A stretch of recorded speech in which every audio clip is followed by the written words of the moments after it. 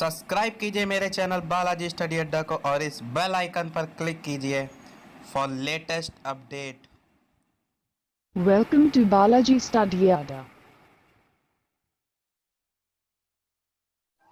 नमस्कार दोस्तों, बालाजी स्टडी अड्डा में आपका स्वागत है। तो फ्रेंड्स, सामाजिक अध्ययन के पिछले वीडियो में हमने भूकंप के बारे में बात की थी। उसमें भूकंप से रिलेटेड सारी चीज़ें हमने कवर की थी, भूकंपी तरंगे वगैरह। अगर वो आपने हमारा वीडियो नहीं देखा तो साइड में जो आई बटन है इस पर क्लिक करके आप वो देख सकते हैं। तो फ्रेंड्स, आज के वीडियो में हम बात करेंगे सैल या चट्टान के बारे में, इसके प्रकार के बारे में और जो प्रकार होते हैं उन सभी की विशेषताओं के बारे में। तो चलिए फ्रेंड्स शुरू करते हैं। तो सबसे पहले जानते हैं सैल या चट्टान के बारे में। तो ये जो फ्रेंड्स सैल या चट्टानें होती हैं जिनसे भूपर्पटी का निर्माण होता है, वो चाहे वो ग्रेनाइट की भांति कठोर हो या कह सकते हैं चीका रोड़ी अथवा मिट्टी की भांति नरम हो, यही जो है वो सैल या चट्टानें कहलाते हैं। तो ये फ्रेंड्स हमने समझ लिया सैल को।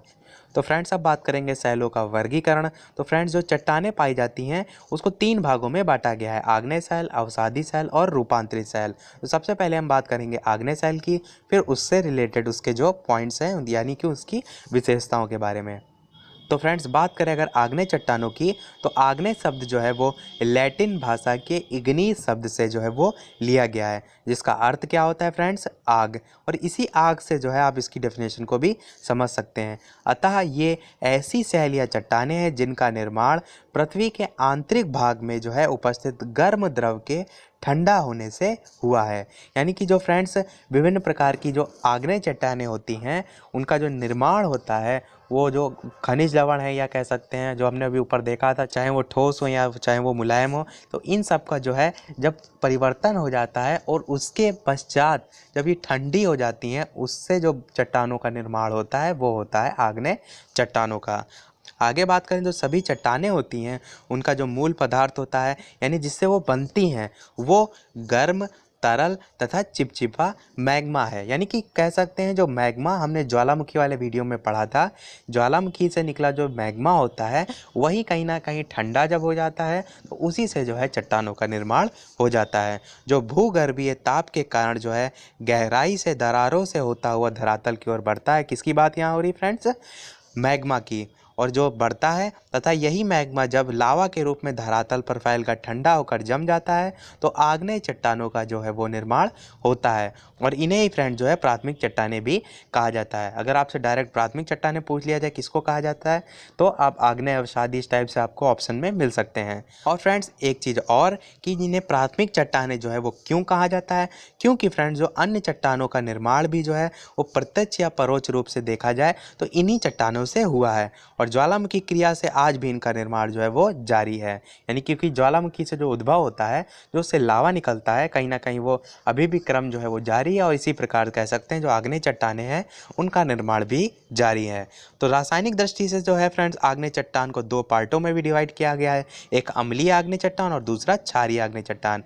बात करें फ्रेंड्स अगर अम्लीय आग्नेय चट्टान की, तो इसमें जो है बालुका या सिलिका की मात्रा जो है वो 65 से 85% तक होती है और इन्हें हम अम्ल प्रधान आग्नेय चट्टान कहते हैं।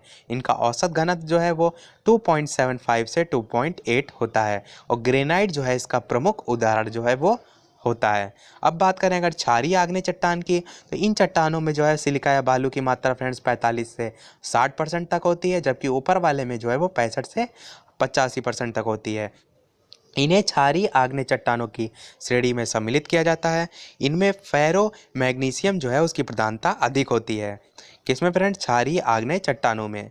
लोहे की अधिकता के कारण इनका जो रंग होता है वो गहरा व वजन भारी होता है। और इसमें एग्जाम्पल कौन कौन से हैं, जैसे कि बेसाल्ट, ग्रेबो तथा डोलेराइट जो है इस वर्ग की चट्टानों में आती हैं। तो फ्रेंड्स ग्रेनाइट जो है काफ़ी फेमस है, इसी प्रकार इसमें जो बेसाल्ट है वो काफ़ी फेमस है। तो ये आपको जो है पता होना चाहिए कि सबसे पहले तो किस में आती है, आग्नेय अवसादी में से किस में आती है, उसके बाद जो है इनमें से अम्लीय और क्षारीय जो है इसमें से किस में आती हैं। हालांकि फ्रेंड्स अम्लीय और क्षारीय आग्नेय चट्टान जो है इन आधार पर जो है इतनी जल्दी इसको डिवाइड नहीं किया जाता है। आपको अधिकतर सुनने में जो है वो आग्नेय अवसादी और रूपांतरित ही मिलता है। अब बात करते हैं इनकी विशेषताओं की। तो बात करें आग्नेय चट्टानों की विशेषताओं की, तो इनमें जो है वो गोल कण जो है वो कभी भी नहीं होते हैं। दूसरा है कि इन चट्टानों के जो टूट कर घिसने से जो है वो गोल कण बन जाते हैं। तीसरा है कि इन चट्टानों का जो संबंध है वो प्रायः ज्वालामुखी से होता है, जैसा कि हमने अभी जाना। चौथा है इन चट्टानों में जो है यद्यपि रवे होते हैं, परंतु इन रवों का ना तो कोई आकार होता है और ना ही कोई संख्या आदि निश्चित होती है, और ना ही इनकी जो रचना होती है इसमें कोई निश्चित क्रम देखा जाता है। अगला पॉइंट है इन चट्टानों में जो है वो परतें नहीं होती हैं, बल्कि जो ये पूर्णतः सघन होती है, यानी कि कह सकते हैं बहुत पास पास होती हैं।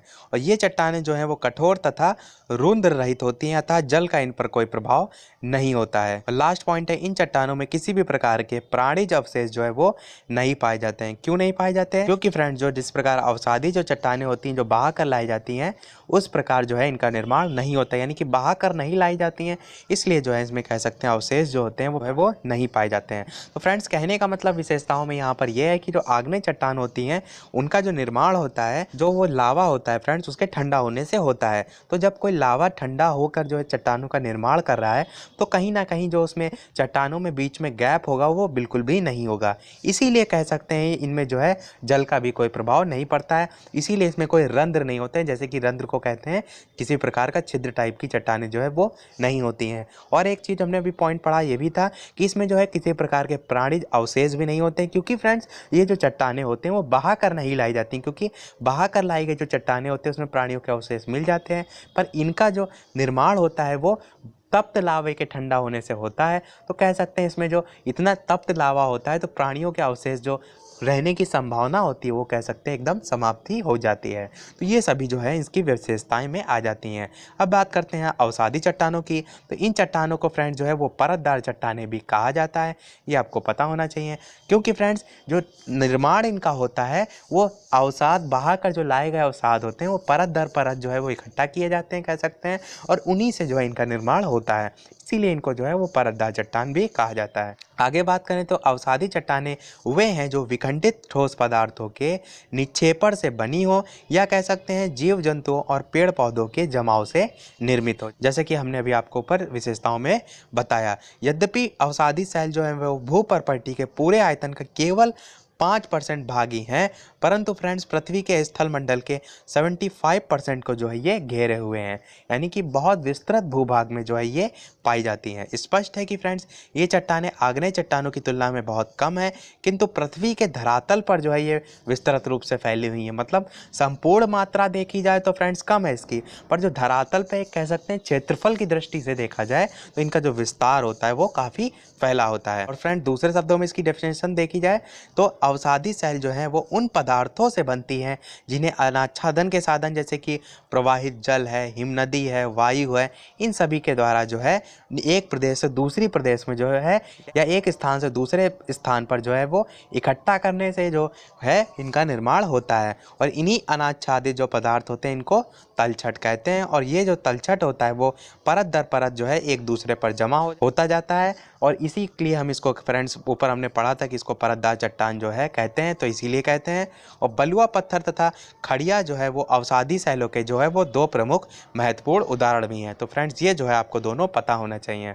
अन्य अवसादी सेलों के उदाहरण जैसे कि चूना पत्थर, सेल, स्लेट, कोयला, ये सब भी जो है इसके एग्जाम्पल में आते हैं। ये फ्रेंड्स इसके एग्जाम्पल जो है काफ़ी बार बहुविकल्पी में जो है वो पूछ लिए जाते हैं, इसलिए आपको पता होना चाहिए।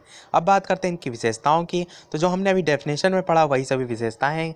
तो पहला है कि जो परतदार चट्टानें होती हैं वो भिन्न भिन्न रूपों की होती हैं, क्योंकि फ्रेंड्स कह सकते हैं वो पेड़ पौधे के अवशेष इन सब से भी निर्मित हो सकती हैं, या कह सकते हैं जो अपघटित चट्टानें हैं उनके जमाव से भी हो सकती हैं। तो भिन्न भिन्न रूप होते हैं, और छोटे बड़े भिन्न भिन्न कणों से भी जो है ये निर्मित होती हैं।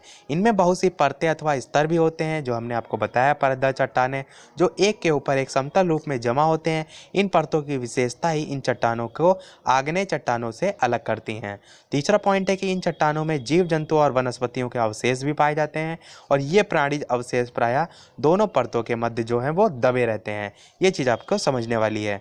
और चौथा पॉइंट है कि ये चट्टानें अपेक्षाकृत मुलायम होती हैं, इनमें जो है वो रवे नहीं होते हैं, और ये चट्टानें अपरदन से शीघ्र ही प्रभावित हो जाती हैं। मतलब फ्रेंड्स जब कठोर नहीं होंगी तो कहीं ना कहीं जो अपरदन का प्रभाव होगा, यानी कि जो घिसाव का प्रभाव होता है वो इन पर शीघ्रता से पड़ जाता है। और लास्ट पॉइंट है कि इन चट्टानों में जोड़ या संधियाँ कह सकते हैं वो पाई जाती हैं। क्यों होती है फ्रेंड्स? क्योंकि विभिन्न प्रकार के अलग अलग स्तर से जो है इन चट्टानों का निर्माण होता है, तो कहीं ना कहीं जब परत होती हैं तो जोड़ या संधियाँ चट्टानियाँ भी पाई जाती हैं। और तीसरा है फ्रेंड्स कायांतरित चट्टानें। तो फ्रेंड्स इसी को जो है रूपांतरित चट्टानें भी कहते हैं। क्यों कहते हैं फ्रेंड्स? क्योंकि जो हमने ऊपर अभी चट्टानें पढ़ी उन्हीं पर जो है ताप दाब का जो कह सकते हैं प्रभाव पड़ता है, उन्हीं से जो है ये कायांतरित चट्टानें जो है इनका निर्माण होता है। तो ये चट्टानें जो है वो अन्य चट्टानों के रूप में परिवर्तन द्वारा बनी होती हैं, कायांतरित चट्टानें कहलाती हैं। कायांतरित चट्टानें जो है तापमान, दबाव, रासायनिक क्रियाओं इन सभी के फलस्वरूप उनके रूप, बनावट, कठोरता और खनिजों का जो है रूपांतरण जो हो जाता है, उसी से जो कह सकते हैं इनका निर्माण होता है।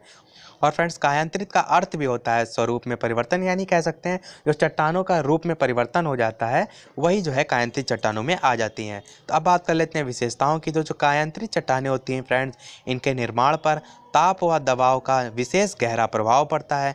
यही कारण है कि फ्रेंड्स इनमें पाए जाने वाले जो जीवाश्म होते हैं वो नष्ट हो जाते हैं, क्योंकि इनका निर्माण ही फ्रेंड्स जो है पिछली जो चट्टानें कह सकते हैं हमने पढ़ी उन पर ही, उन्हीं के फलस्वरूप जो होता है। तो इसमें जो जीवों के अवशेष जो होते हैं वो कहीं ना कहीं इतने ताप के बाद जो है वो शेष नहीं रह जाते हैं।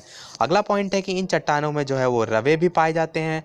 अगला पॉइंट है ये अन्य चट्टानों से अधिक कठोर होती हैं, क्योंकि उन्हीं के ताप दाब के प्रभाव से बनी है, तो इसमें कठोरता का जो स्तर होता है वो बढ़ जाता है। और लास्ट पॉइंट है कि इनमें रंध्रों का जो है वो सर्वथा अभाव पाया जाता है, यानी कि जो जल है वो इसमें शीघ्रता से प्रवेश नहीं कर पाता है। अब कुछ चट्टानें हैं जो कायांतरित रूप में जो है कैसे बनती है, किन चट्टानों से बनती है, उनसे समझ लेते हैं। जैसे कि ग्रेनाइट चट्टान है वो जो है परिवर्तित हो जाती है नीस में। ये जो चट्टान का जो है ये जो है चट्टान का मूल रूप है, और इधर जो है वो कायांतरित यानी कि जो रूप परिवर्तित के बाद जो है वो चट्टानें बन जाती हैं वो हैं।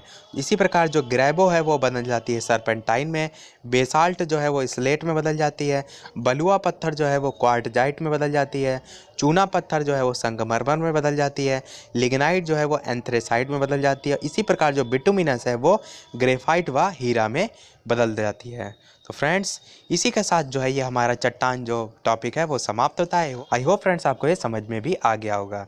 तो फ्रेंड्स आज के वीडियो में इतना ही। अगर हमारा प्रयास आपको पसंद आए तो इस वीडियो को लाइक कीजिए, शेयर कीजिए और हमारे चैनल को सब्सक्राइब कीजिए। तो फ्रेंड्स मिलते हैं अगले वीडियो में, तब तक के लिए नमस्कार। Thank you for watching.